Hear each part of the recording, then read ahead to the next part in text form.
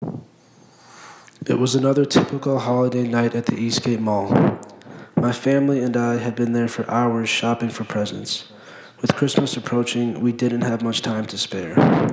I was on my way to the Apple store when I saw something that made me uneasy.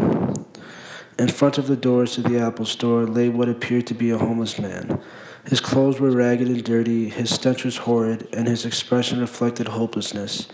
He appeared to be begging for spare change with what seemed to be an empty cup. I felt bad walking towards him, as I knew I'd have to deny him of his request. The rest of my money was intended to buy my little brother an iPod Touch. Besides, he was just another homeless man. What did I owe him? He'd most likely end up using my money to buy cigarettes or drugs anyway.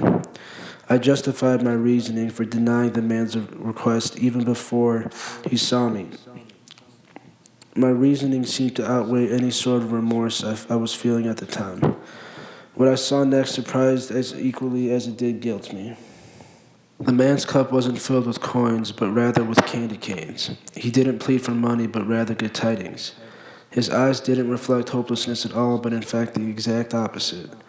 He was simply trying to spread the holiday spirit and give to others when he needed the most. I believe that people are too quick to judge. I believe that we are all guilty of this crime towards one another, but the problem comes when we act upon these judgments rather than giving someone the benefit of the doubt.